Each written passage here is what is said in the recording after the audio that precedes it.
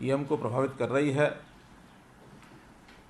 पिछली बार मैंने कहा था कि इस महामारी का पीक ये 15 तारीख के आसपास ऐसा बताया जा रहा आएगा और उसके बाद ये डाउन ट्रेंड इसका शुरू होगा। ये बात ठीक है कि 3 दिन से प्रदेश में केसेस, एक्टिव केसेस कम हो रहे हैं। 1,16,000 के पीक पर जाने के बाद आज 1,07,000 एक्टिव केसेस प्रदेश में हैं और मैं आशा करता हूं कि लगातार नीचे की तरफ ही जाएगा। व्यवस्थाएं हमारी, चाहे हॉस्पिटल्स की, बेड्स की, ऑक्सीजन की, दवाइयों की, सब इस समय की आवश्यकता के हिसाब से पर्याप्त हैं। लेकिन आज तो मैं एक पीड़ा जो मेरे मन में बार बार उठती है वो आपसे साझा कर रहा हूं कि जिस भी परिवार का कोई सदस्य कोविड के कारण से चला जाता है वो हम सब के दुख का कारण बनता है और उसमें हर प्रकार के परिवारों की स्थिति होती है।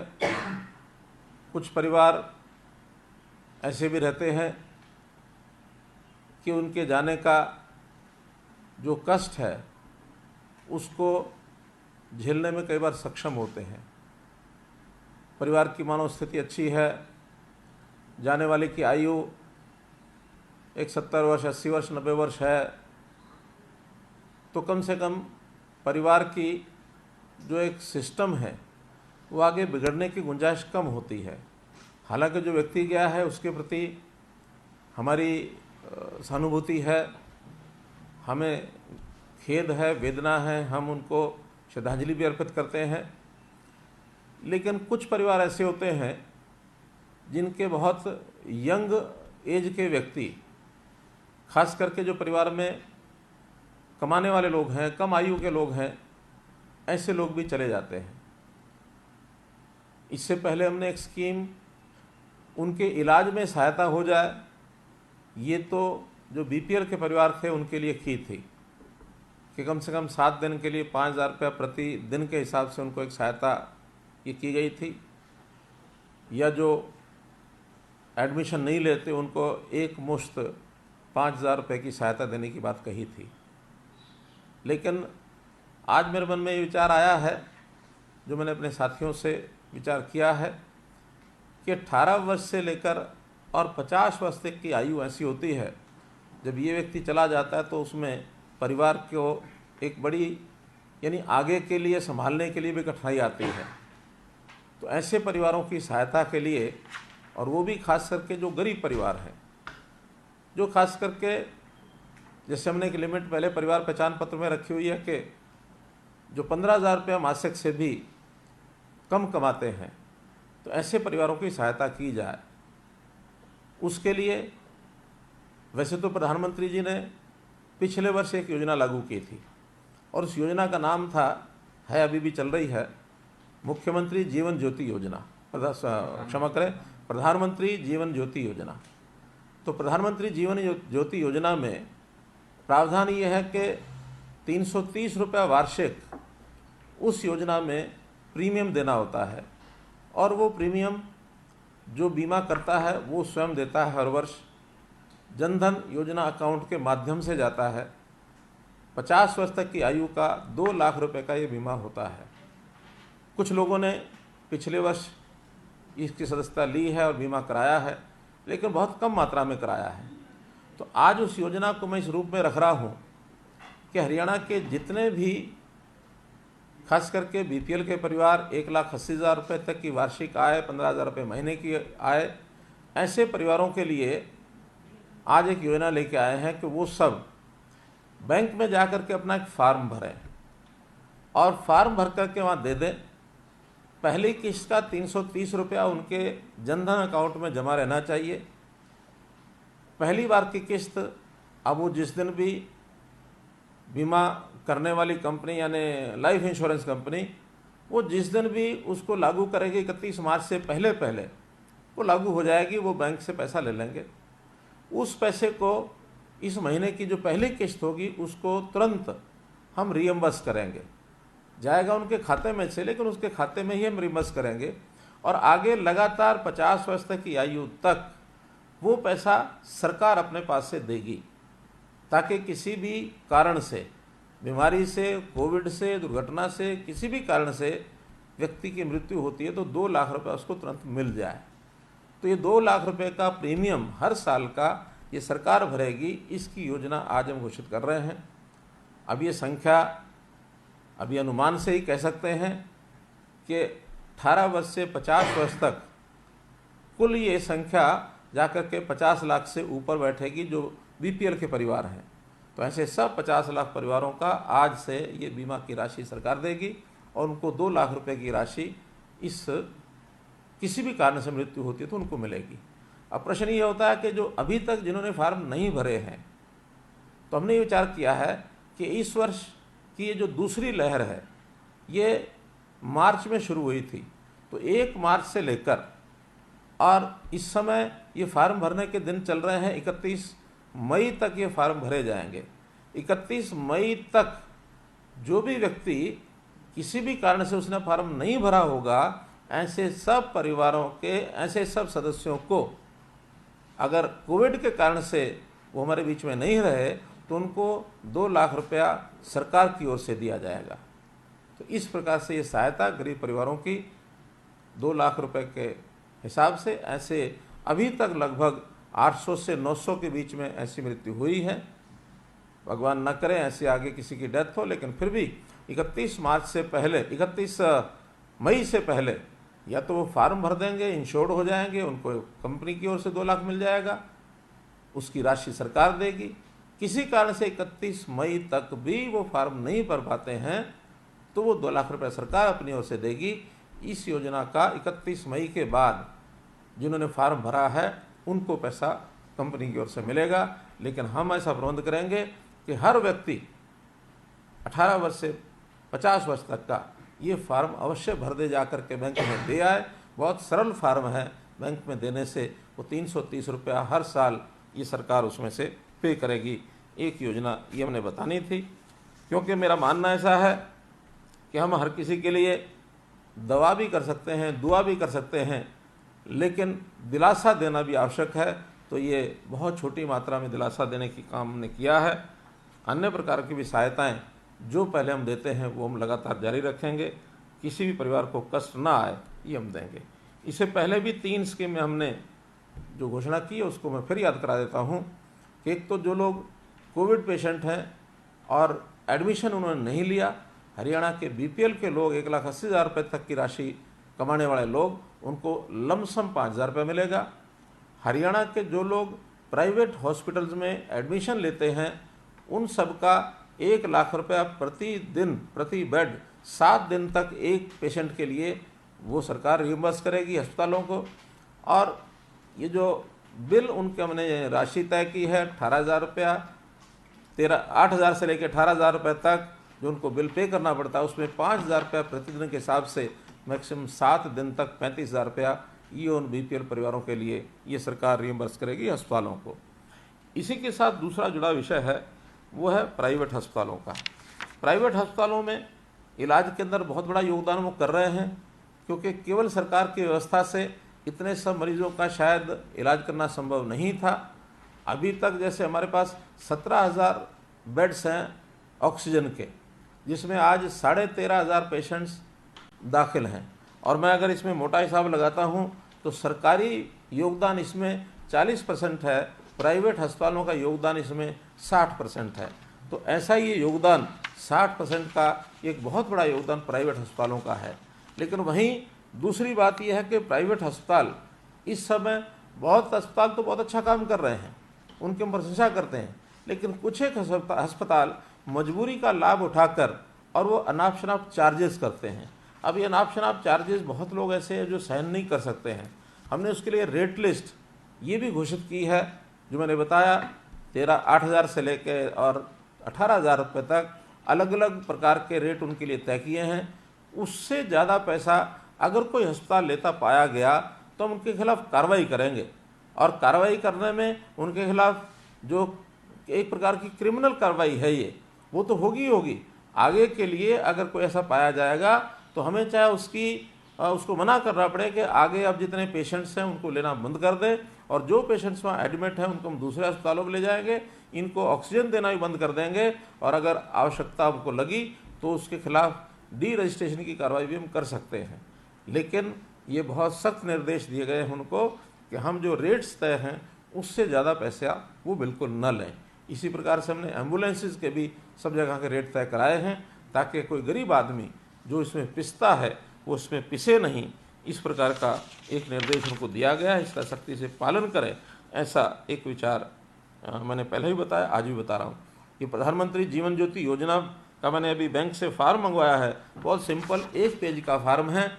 इसको हम छपवा करके अपने ज़िलों में डिप्टी कमिश्नर्स के माध्यम से जनता को उपलब्ध कराएंगे, और जल्दी ये 2 दिन के अंदर फार्म डिस्ट्रीब्यूट हो जाएंगे। उनको केवल इसको भरना है, भर करके बहुत सामान्य जानकारियां लेकर और बैंक में अपने जनधन अकाउंट के साथ जिस बैंक में है उस बैंक में जाके जमा कराना है। जमा कराते ही वो इंश्योर्ड हो जाएंगे। 2 लाख रुपया अगर कोई कंटीजेंसी होती है, ऐसी कोई स्थिति पैदा होती है, तो उनको 2 लाख रुपया तुरंत बैंक में जमा हो जाएगा। तीसरा एक विषय है ऑक्सीजन की डिलीवरी। ये ऑक्सीजन की डिलीवरी हम जो घर घर में आवश्यकता एक पेशेंट को पड़ती है, डॉक्टर्स की रिकमेंडेशन के ऊपर इनकी रजिस्ट्रेशन के लिए हमने कहा है कि वो लोग रजिस्टर कराएं अपने आप को। और अभी तक जो जानकारी है www.oxygenhry.in, तो इस प्रकार से इस वेबसाइट के ऊपर ये प्रावधान किया गया है। 6000 लोगों ने इस समय तक उसमें अपने आप को रजिस्टर किया है, जिसमें से लगभग 250 लोगों के घरों में ऑक्सीजन कल तक पहुंच गई है। आज 847 लोग ऐसे हैं जिनकी डिलीवरी आज की गई है, तो ऐसा लगभग ये 3700 लोगों को दी जा चुकी है। कुछ ऐसे केसेस हैं जिसमें उन्होंने डॉक्टर की पर्ची अपनी नहीं लगाई है। कुछ लोगों के पास सिलेंडर्स नहीं है, उनको सिलेंडर उपलब्ध कराने के लिए कहा है। हमने हर एक ज़िले में ये भी कहा है कि ऑक्सीजन कंसंट्रेटर्स इनका एक बैंक बनाएंगे। अभी प्रारंभ में 10 से लेकर के 25 कंसंट्रेटर का बैंक होगा, ताकि किसी के पास सिलेंडर नहीं है तो उनको लोन पर कंसंट्रेटर दिया जाएगा। आवश्यकता जब तक है तब तक रखेंगे, उसके बाद वो वापस जमा कराएंगे। तो ऐसे ऑक्सीजन का ये बैंक, इसमें जैसे हमारे पास उपलब्ध हो जाएंगे ऑक्सीजन कंसंट्रेटर्स, उसमें ज़्यादा भी संख्या इन बैंक्स की बढ़ाई जा सकती है। कुछ संस्थाएं भी बैंक्स बना रही हैं, उनको भी मैं चाहता हूं कि और अधिक संख्या में इन बैंक्स को और वो आगे बढ़ा करके लेकर के जाएं।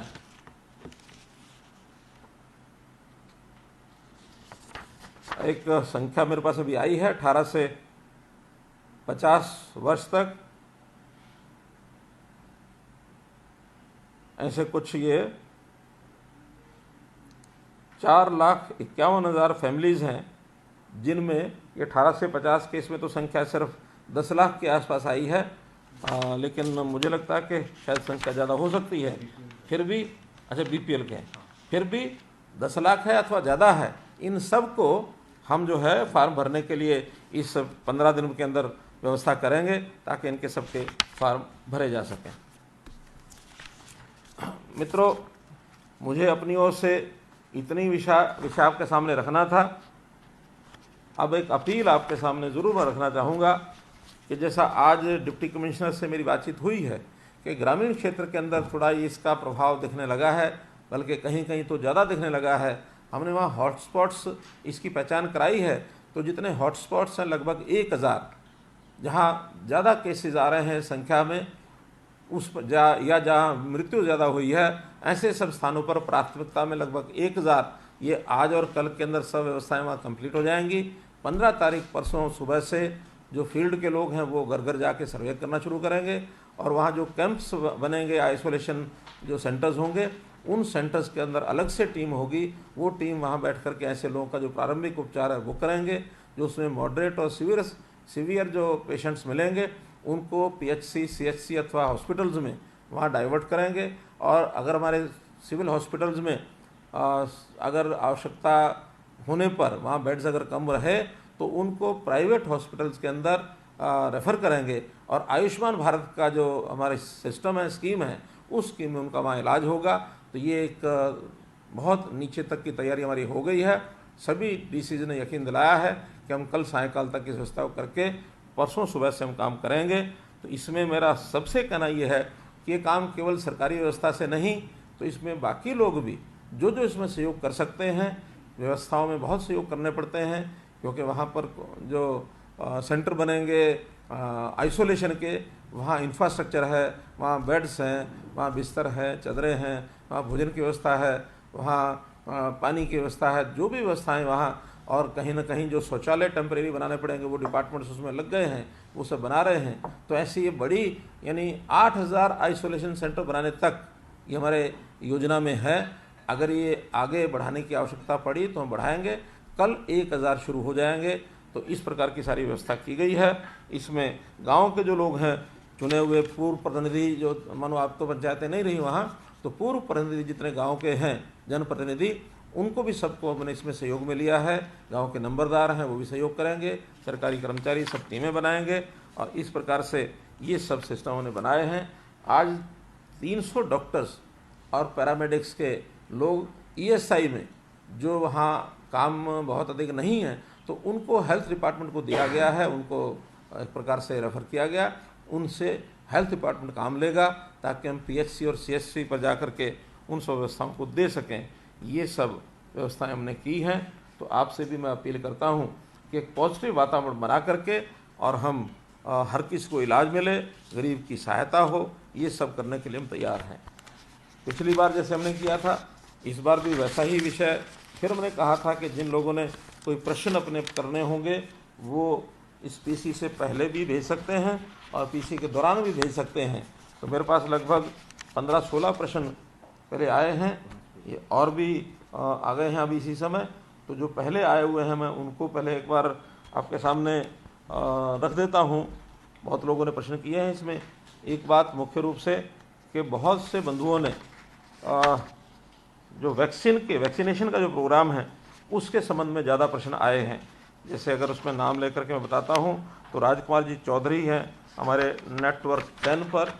इसी प्रकार से दूसरा वैक्सीन का प्रश्न है पंजाब केसरी नारनौल से श्री रामचंद्र सैनी।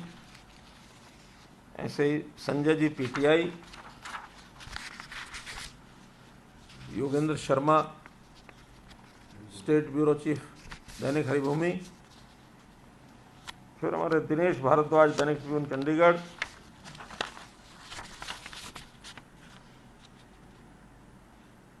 Kumar Ramesh V news Chandigarh. तो ऐसे 5-6 प्रश्न वैक्सीन के हैं। उस संबंध में मैं एक जो जानकारी है वैक्सीन की वो सबको बता देता हूँ, उसी में सबके उत्तर आ जाएंगे।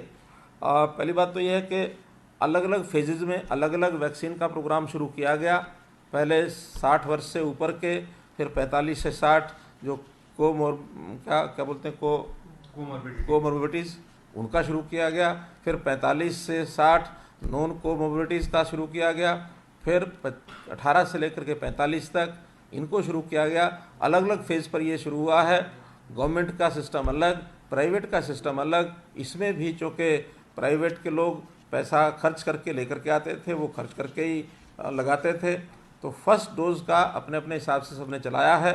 अब जब से 18 से 45 शुरू हुआ है, तब से वैक्सीन की इंजेक्शन की जितनी क्वांटिटी हमको मिलनी चाहिए थी, हमने 50 लाख कोवैक्सीन का जो पहले ऑर्डर दिया था उसमें से मात्र भी 6 लाख हमको मिली हैं।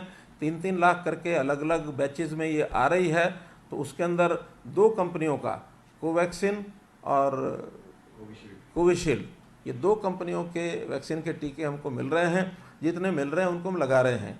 अब प्राथमिकता जो केंद्र सरकार की ओर से भी ये सूचना मिली है कि प्राथमिकता जिनको सेकेंड डोज लगनी है उनको दी जाएगी, क्योंकि फर्स्ट डोज के बाद सेकेंड डोज टाइम पीरियड के साथ लगाना ज़रूरी है।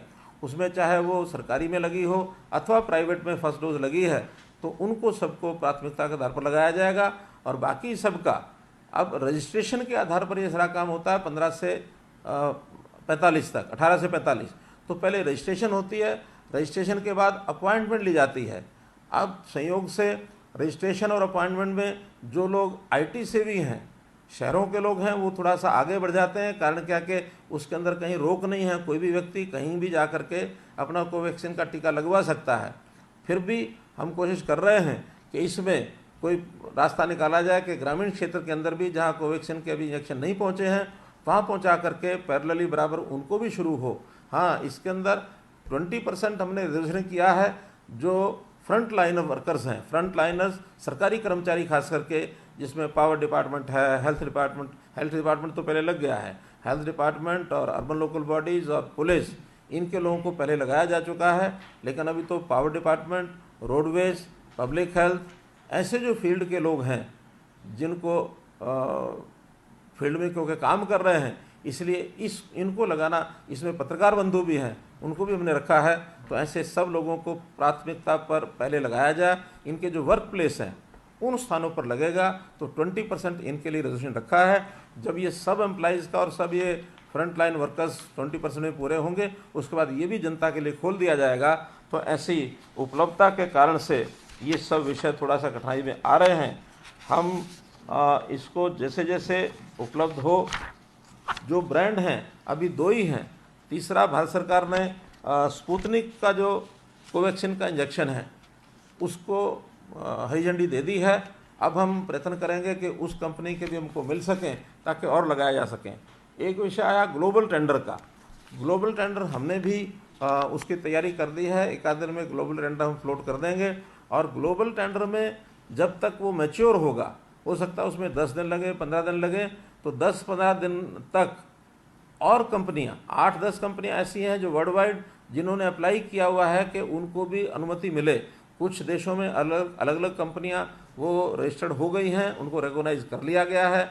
हो सकता है 8 दिन तक, 10 दिन तक हमारे यहाँ भी कुछ और कंपनीज रजिस्टर हो जाएं, उनका वैक्सीन इंजेक्शन भी हमारे यहाँ उपलब्ध हो पाएगा। ऐसी सब कंपनियों के जो रेट्स आएंगे उसके हिसाब से कौन सी उचित रहेगी वो हम 8 या 10 दिन के बाद जैसे ही इसका रिजल्ट निकलेगा हम कोवैक्सीन को उपलब्ध कराएंगे। इसमें पैसे का कोई विषय नहीं है, जितना भी पैसा खर्च आएगा हरियाणा सरकार करेगी, और हरियाणा सरकार जो गवर्नमेंट हॉस्पिटल या व्यवस्थाएं जितनी हैं उनमें सब में फ्री लगाएंगे। हर किसी को फ्री होगा, चाहे कितना ही पैसा हमको इसके लिए लगाना पड़ता है। इसके बाद अगला प्रश्न है, महावीर जैन हैं कि जिन लोगों की डेथ हो रही है उनमें ज़्यादातर ऐसे भी हैं जिनको पहले से बीमारियां हैं या वो डर के मारे से हो सकता है उनकी डेथ होती हो, उनका इलाज न मिलने की वजह से मर रहे हो, सरकार क्या कर रही है? देखिए, जैसे मैंने पहले बताया कि हमने व्यवस्थाएं अपनी पूरी की हैं। आज इस समय कोई भी ऐसा व्यक्ति नहीं है जिसको वो एडमिशन लेना चाहता है किसी हॉस्पिटल में तो उसको बेड ना मिले। 4 दिन पहले स्थिति दूसरी थी, लेकिन आज हमारे पास कोई इस समय का फ़ोन नहीं आता है कि जिनको बेड नहीं मिलता और उसका कारण से उसका इलाज ना हो रहा हो, वो सब बेड उनको मिलते हैं। हाँ, लेकिन जो अभी भी होम आइसोलेशन में रह करके अपना इलाज करवा सकते हैं उनको गाइड किया जाता है कि एकांत में रह करके, क्योंकि बहुत से लोगों को इस प्रकार की स्थिति मानो नहीं होती है जो वो उनको ज़रूरी अस्पताल में ही एडमिशन लेना पड़ता हो। वो लोग घर में रह करके भी सामान्य बीमारी की जैसे इलाज होता है वैसा अगर इलाज कराते हैं तो 10 दिन के बाद, 12 दिन के बाद, अब तो ये भी एक सूचना मिली है कि जिस दिन पॉजिटिव निकलता है और ठीक से अगर उनके सिम्टम ज़्यादा नहीं हैं, एसिम्प्टोमेटिक अगर केसेस हैं, तो 12 दिन का जो एक प्रॉपर इलाज है उसके बाद उनको दोबारा से टेस्ट कराने की भी आवश्यकता नहीं है। ये माना जाता है कि 12 दिन के बाद वो नेगेटिव हो गए हैं और वो घर जा सकते हैं, अपना सामान्य जीवन व्यतीत कर सकते हैं। ये एक सूचना भी लेटेस्ट मिली है, इसलिए कोई ऐसा नहीं है। हाँ, जिनकी बीमारियां पहले से हैं उनका इलाज अगर कोविड है तो तुरंत एडमिशन मिलता है, और अगर बाकी दूसरी बीमारियों में लगता है कि गंभीर बीमारी है उनको एडमिशन दिलाया जाता है, और जिसकी गंभीर बीमारी नहीं है, जो ऐसी प्रोलॉन्ग्ड बीमारियां हैं, बहुत सी पुरानी बीमारियां जिसका कुछ दिन बाद भी इलाज शुरू हो सकता है, तो उनको अभी टाला गया है। RT-PCR की रिपोर्ट्स, ये ठीक है कि बीच में रिपोर्ट में 4 दिन 5 दिन लगने लग गए थे, लेकिन अब चूँकि उस पर टेस्टिंग हमने रैपिड जो टेस्टिंग है तो रैपिड टेस्टिंग हमने बढ़ा दी है। RT-PCR की जो पहले 95% थी वो अब 70% कर दी है। 30% रैपिड जो क्या उसे है रैपिड एंटीजन टेस्ट रैट, उसको हमने बढ़ाया है, और उसके कारण से वो थोड़ा वजन लोड उनका कम भी हुआ है।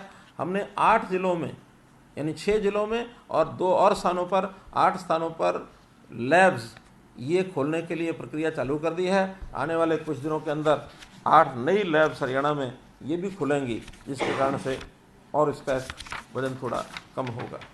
इसी प्रकार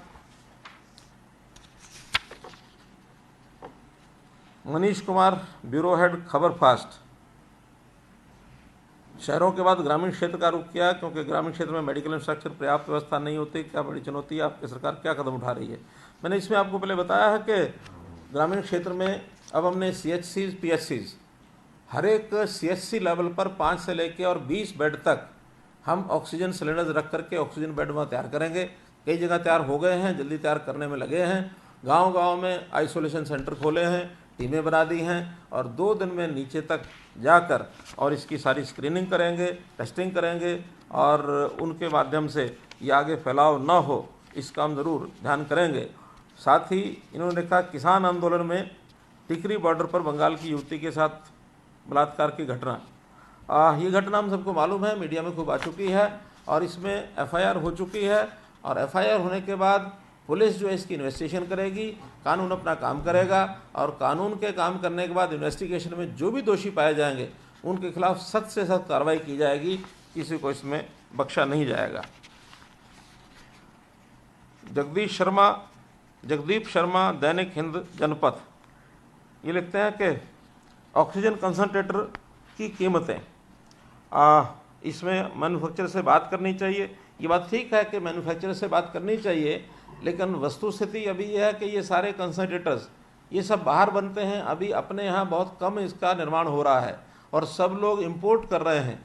हमने अब वहाँ जो के मैन्युफैक्चरर्स हैं उनसे बात करना कोई इतना आसान नहीं है, सरल भी नहीं है और आज जो कि डिमांड इतनी ज़्यादा है इसलिए हमारी उसको बात को मानेगा ऐसा मुझे लगता नहीं है। फिर भी जो फैक्ट्री रेट्स हैं, जो कंट्रोल्ड रेट्स हैं, उन रेट्स पर अगर प्राइवेट लोगों को चाहिए तो उनको उपलब्ध हो सके और सरकार जहाँ जहाँ मंगा करके लोगों को डिस्ट्रीब्यूट कर सकेगी, अपने हॉस्पिटल्स में, डिस्पेंसरीज में जहाँ व्यवस्था कर सकेगी वो कर रही है। इस CSR में कुछ लोग लेकर के आ रहे हैं, तो उसमें 2 निर्णय, एक निर्णय तो केंद्र सरकार ने किया है कि जो ऐसा सामान बाहर से संस्थाएं मंगवाती हैं या बाहर जो हमारे जो हितैषी लोग बैठे हैं, भारतवर्ष के लोग ऐसे हैं, डायस्पोरा के जो लोग हैं, एसोसिएशंस हैं, वो खरीद करके हमारे यहाँ भेजती हैं, तो एक तो IGST जो केंद्र सरकार की ओर से लगाया जाता है वो केंद्र सरकार ने फ्री कर दिया है। ऐसे इंपोर्ट ड्यूटी इसको भी ख़त्म कर दिया है। जो कोविड के साथ जुड़ी हुई ऐसे जितने भी इंस्ट्रूमेंट्स हैं, खास करके ऑक्सीजन को उपलब्धता बढ़ाने के नाते से जो किए गए हैं, इन सब के ऊपर इंपोर्ट ड्यूटी और IGST केंद्र सरकार ने समाप्त कर दिया है। आज ही हमने निर्णय किया है कि अगर अपने यहाँ भी अपने देश की कोई बनी हुई चीज़ या कोई चीज़ जो रीसेल में यहाँ हरियाणा सरकार को लेनी पड़ती है, हरियाणा सरकार को जो डोनेट करते हैं और ऑक्सीजन से जुड़े हुए विषय हैं, ऐसे सब इंस्ट्रूमेंट्स के ऊपर GST रीइंबर्स करेंगे हम। उस GST रीइंबर्समेंट में 50% तो हरियाणा स्टेट का ही अपना SGST जिसको कहते हैं शेयर है, वो तो वापस करेंगे ही। साथ में जो भारत सरकार का उसमें हिस्सा होता है 50% CGST, वो भी हम रीइंबर्स करेंगे और भारत सरकार से निवेदन करेंगे कि वो CGST जो हम रीइंबर्स करेंगे वो भारत सरकार को हमको ग्रांट के रूप में मिल जाए। ये भी हम आज उनको पत्र लिखने वाले हैं ताकि ये वजन जो है हमारे ऊपर ना पड़े।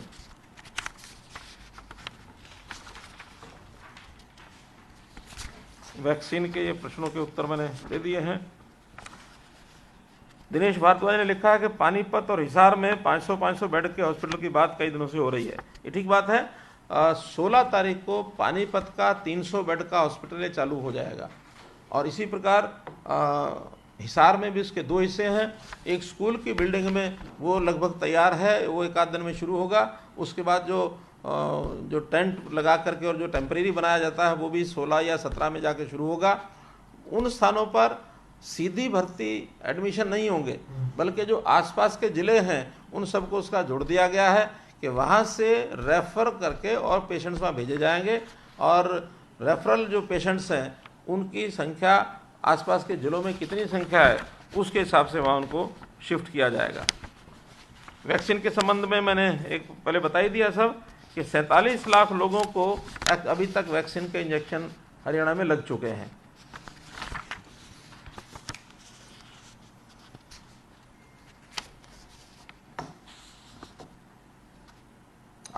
अभिषेक तक्षक, पीटीसी न्यूज़, इनका भी मैंने पहले जवाब दिया ही है। इन्होंने लिखा है कि कोरोना का इलाज कर रहे लोगों से जान बचाने के लिए खूब राशि प्राइवेट निजी अस्पतालों द्वारा ली जा रही है। गरीब और लाचार के साथ साथ आम आदमी के लिए निजी अस्पताल में इलाज कराना मुश्किल है। तो मैंने बताया कि जैसे ही हमें शिकायतें मिली हैं कि वो रेट्स मनमर्जी के लेते हैं, तो हमने उनको सख्त हिदायत दी है कि जो रेट हमने तय किए हैं वही रेट्स लेंगे, इससे ज़्यादा कोई लेगा तो हम उनके खिलाफ कार्रवाई करेंगे। विपिन परमार, इंडिया न्यूज़, हरियाणा ने संक्रमण को रोकने के लिए जो मैकेनिज्म तैयार किया वो काम कर रहा है, पर अब चिंता गांव में बढ़ रहे संक्रमण की है। इसको लेकर सरकार किस तरह आगे बढ़ रही है? मैंने इस विषय में बता दिया है कि गांव की व्यवस्था हम ठीक से कर रहे हैं।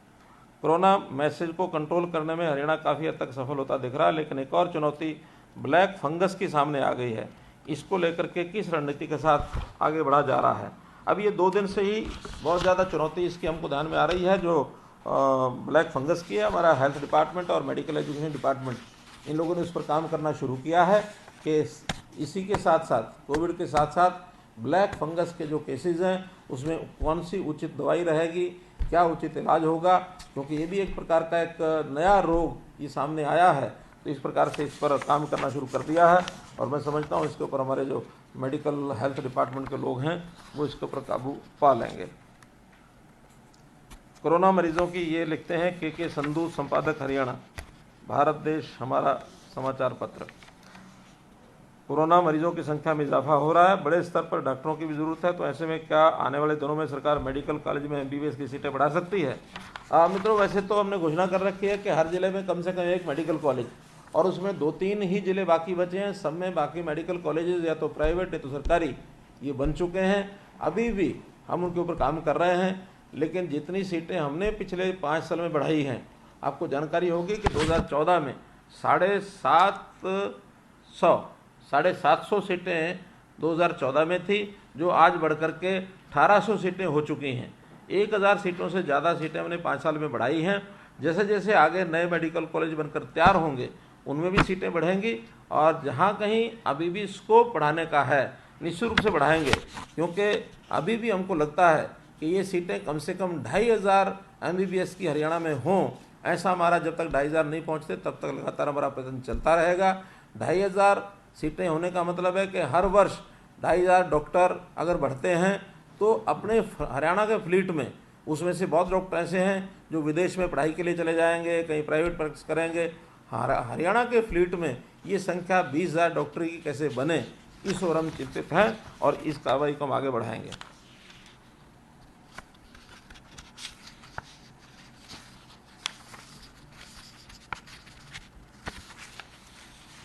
अनिल कुमार, ETV, सरकार ने घर घर जाकर सिलेंडर पहुंचाने का सराहनीय कदम उठाया है। लोगों को सिलेंडर आसानी से उपलब्ध नहीं हो पा रहे हैं, ऐसे में सिलेंडर कई गुना दामों पर उपलब्ध हो पा रहे हैं। डिपार्टमेंट को इसके लिए नियुक्त किया है जो सिलेंडर के कालाबाजारी रोकते और आसानी से लोगों को सिलेंडर उपलब्ध हो सके। मित्रों, ये 3 दिन पहले तक तो ठीक था, हमारे पास शिकायतें जो आ रही थी जब तक हमने घर घर सिलेंडर देने की बात नहीं कर पाए थे। अब घर घर सिलेंडर देने की बात हमने कर ली है। 350 ऐसी सामाजिक संस्थाएं, उन्होंने भी अपने आप को रजिस्टर किया है कि जिसको सिलेंडर की आवश्यकता होगी, इवन सिंगल सिलेंडर भी आवश्यकता होगी, तो भी हमने हर जगह पर फिलिंग सेंटर्स में एक फिलिंग सेंटर इसी काम के लिए लगा दिया है कि जितने सिंगल सिलेंडर्स हैं वहाँ उनकी फिलिंग करा के और घर घर पहुँचाए जाएंगे। आज तो पुलिस विभाग को भी हमने कहा है कि देर सवेर, मानो कोई व्यक्ति, कोई संस्था उस समय उपलब्ध नहीं है, इवन रेड क्रॉस भी उपलब्ध नहीं है, तो जो हमारी पुलिस की PCR है उनको फ़ोन करें और पुलिस की PCR सिलेंडर लेकर के उसके घर में जाए और जा कर के सिलेंडरों को उपलब्ध करा के आएगी, दे के आएगी। अब इसमें कठिनाई यही है कि लोग जिनको ज़रूरत है वो रजिस्ट्रेशन ज़रूर कराएं। बिना रजिस्ट्रेशन के कोई भी जा कर के कहीं लाइन में लगेगा, शायद उसको मना कर दिया जाएगा। कारण क्या है, हमें रजिस्ट्रेशन के बाद डॉक्टर की एक रिकमेंडेशन भी चाहिए, और पहले उसने सिलेंडर कब लिया है, अब दोबारा कब ले रहा है, ये भी चाहिए। अन्यथा कोई भी खाली सिलेंडर ले जा कर के वहाँ खड़ा होगा, उसको ज़रूरत है कि नहीं है, इसका जब तक पता नहीं लगता तब तक बड़ा मुश्किल होगा कि ऐसे सिलेंडर बांटे जाए। जैसे आप ही कहते हैं कि 200 रुपये गैस का सिलेंडर 5-5 हज़ार रुपया में बिक्री ये बाज़ार में होती है, तो किसी दूसरे कारण से भी ये समस्या न बढ़ जाए, इसको भी हम ज़रूर ध्यान रखे हुए हैं। अब कहीं कोई कठिनाई नहीं है, फिर भी अगर किसी को जितने विषय मैंने बताए हैं, यदि इसमें किसी को ध्यान में आता है कि ये कठिनाई आती है, तो मेरा अपना जो सारा विषय है इसको ध्यान करने के लिए हमेशा 24 घंटे मेरा जो ट्विटर हैंडल है उसके ऊपर किसी प्रकार की आप शिकायत भेजेंगे तो तुरंत मेरे जो स्टाफ के लोग हैं सीएमओ में, वो सब उसका ध्यान करते हैं। हर एक की समस्या विद इन शॉर्टेस्ट टाइम ये हल कराई जाएगी। तो बेझिझक हम लोगों को कह सकते हैं कि सीएम के जो ट्विटर हैंडल के ऊपर वो समस्या जो डालेंगे उसका तुरंत उसमें निदान किया जाएगा।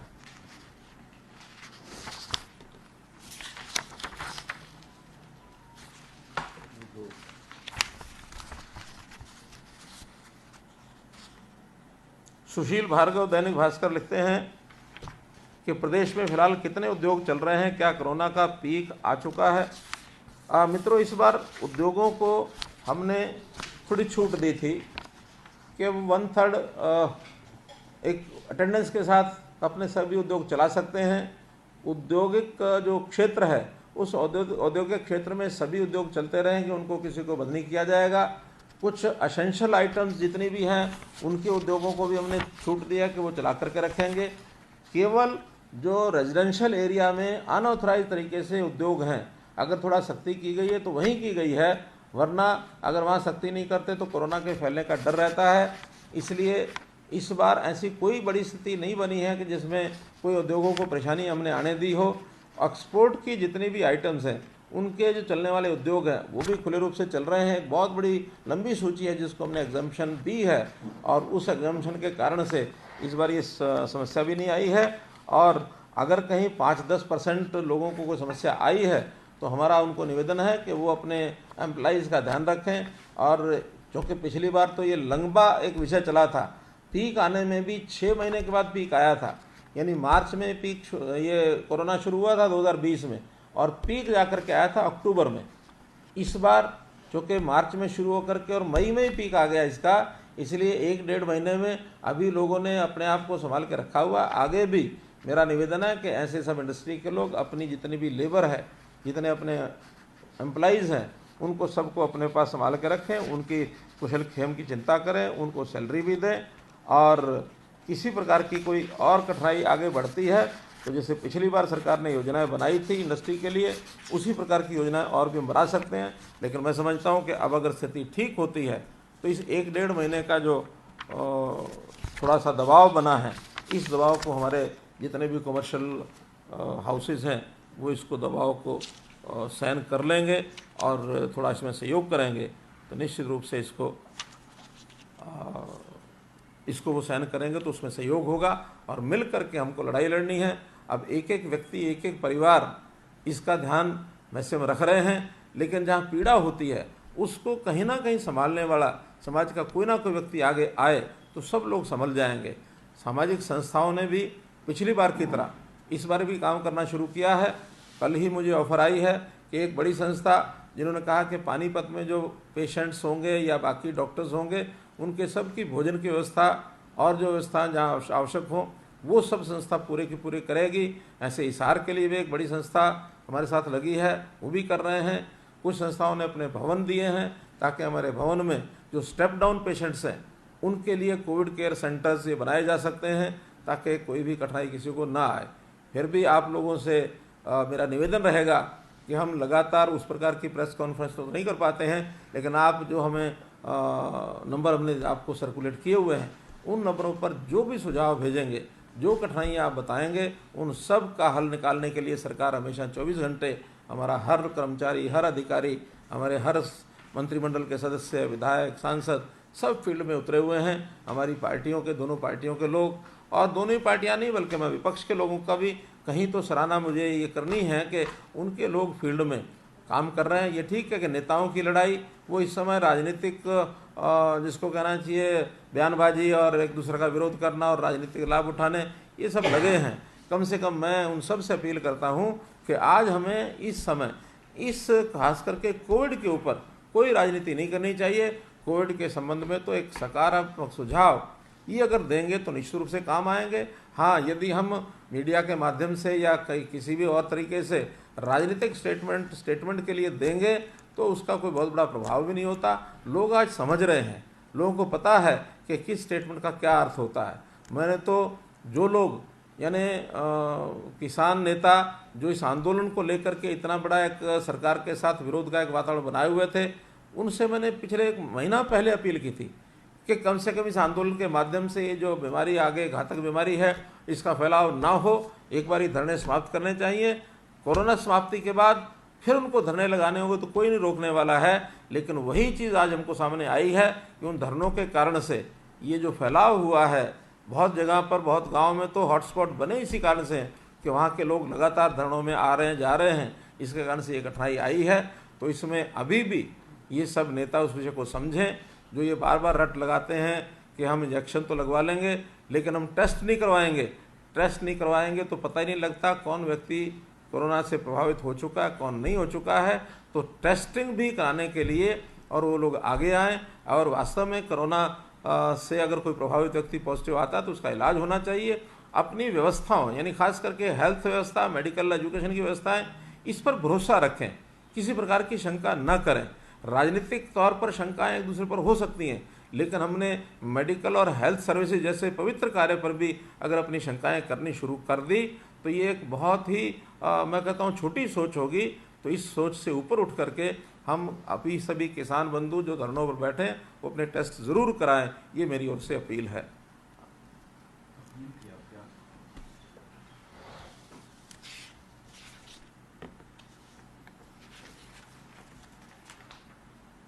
और तो कोई प्रश्न नहीं है ना? ठीक है, बहुत बहुत धन्यवाद। फिर मिलते हैं।